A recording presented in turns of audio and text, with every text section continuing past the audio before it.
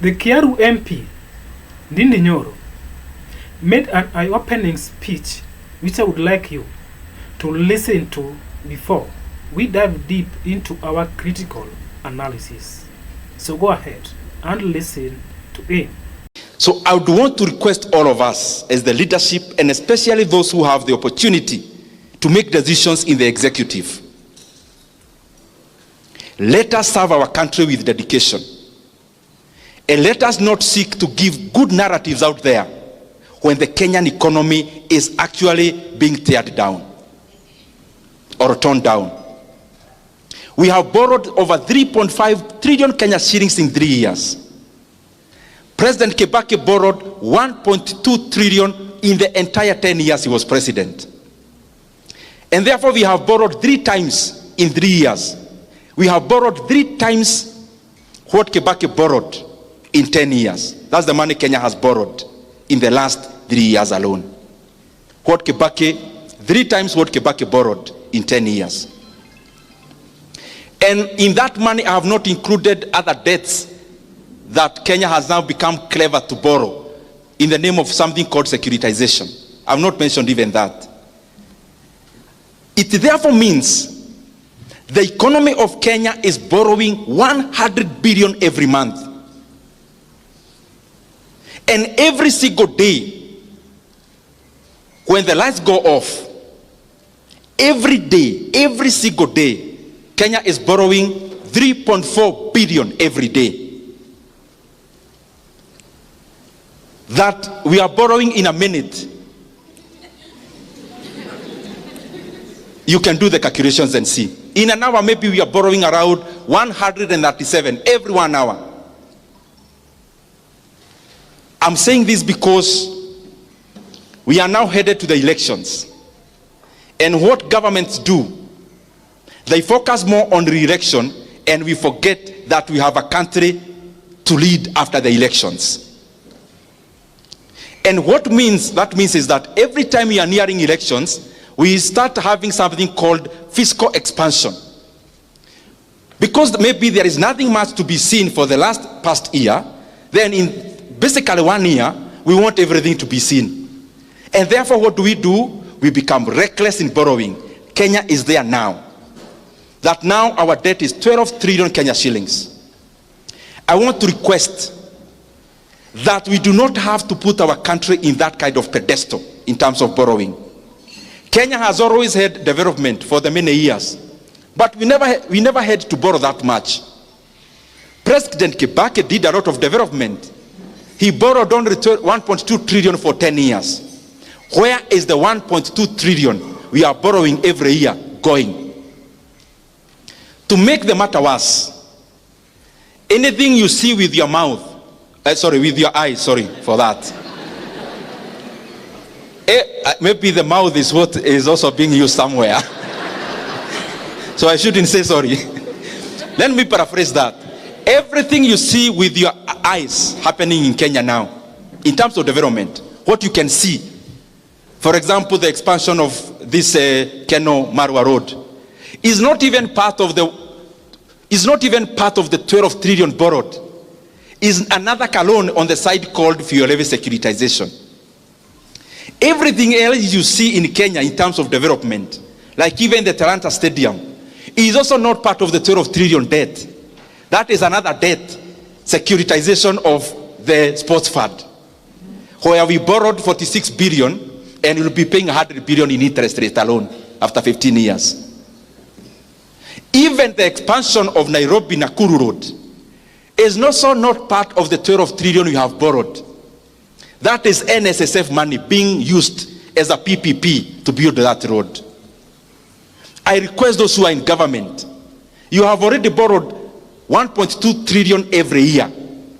And even what we can see with our eyes is actually not part of that borrowing. Please, kueni na huruma ya nchi ya Kenya. Even as we preside over the affairs of our country, let us be, tujue kwa akili zetu ya kwamba there is Kenya after elections. Let us not run our country in terms of overheating it. We must avoid to become like Sri Lanka. We must avoid to become like Ghana. We must avoid to become like Ethiopia. We must avoid to become like Zambia in the recent years. Because Kenya is a strong country with internal resources. This issue of profligate borrowing must come to an end if we really care about this country. Asanteni sana, Mungu awabariki. Can you even believe that Kenya is borrowing 3.4 billion just in a day? If you do your math, you will find that Kenya is borrowing 1.2 trillion yearly. And if you consider our budget, yearly budget, it is now 4.2 trillion. And Ndindi Nyoro has talked about this 1.2 trillion to come from the known sources, which can be traced. And they also talked about other means, orthodox means, which the government also use to borrow money.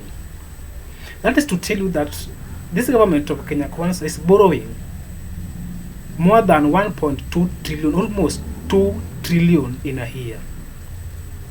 Now, if our budget is 4.2 trillion, and the government is borrowing almost 2.5 trillion in a year, my question is, where does our taxes go? Because we pay taxes. Where does our taxes go? Because our taxes are also our trillions. 2.7 trillion. If 2.7 trillion, almost 3 trillion, is the taxes Kenyans are paying to the government, where does this go to?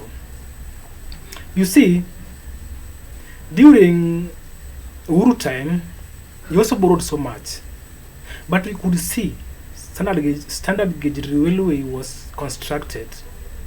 Education, primary education was free. Healthcare, people were benefiting from the NIF. Things were working. Economy wasn't so difficult as it is right now. Now, if you check, the Kenya Kwanza is only talking about the affordable houses. And these affordable houses, if you check them clearly, you will find that if you are living in one, you are double taxed. That is to tell you that these houses are built to create business opportunities for government itself. They get profit out of it more than the citizens. They are also out doing empowerment. Kindiki is all over the country preaching empowerment, giving 64 Kenya shillings to each and every individual. And the money he has used since they started is almost 4 billion. Where is this money coming from? Where is the source of this money? And if you ask them, they will tell you that the money is coming from colleagues who have come together to form that something, what empowerment. You can't even understand the explanation. This can tell you clearly that all these taxes, all these debts are being used not to benefit Kenyans, but only to benefit this government of Kenya Kwanza. Economy is so difficult. Everyone is crying. They are talking about building modern markets. How do you build modern markets if the economy cannot sustain even business? Who will be there to do business in those modern markets? You first have to deal with the economy, which is affordable to everyone. It's when you go ahead to build those modern markets so that people can get conducive environment for selling their products. Ruto is playing a game that it is very difficult to understand. But if you understand it clearly, you will see that he is playing a game which is not benefiting every Kenyan. That's the reality. And now let me ask you something. How much debt are we owning, both internally and externally?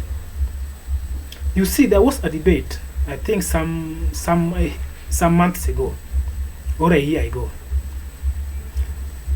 It was a debate on how to know the exact debt Kenya is owing. And there was a team who was calling for forensic audit over our debts so that we can know exactly what we are owing, both internally and externally. But this debate was thwarted. It is no longer there these days. The president doesn't even talk about it because he knows that if this can happen, then the reality will be achieved. The 12 or 11 trillion we are talking about as our debt, it might even be more than that, but we don't know.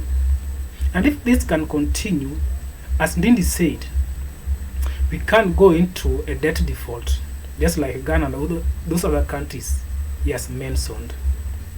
So we have to be very keen with how our president is borrowing. We need to be put into clear terms and see that we are borrowing for this and for that. Uhuru Kenyatta borrowed and we saw things happening in the right way. Guys, you can also let me know what you think in the comments below. Thanks for watching and let's catch up soon in our next video. Bye and take care.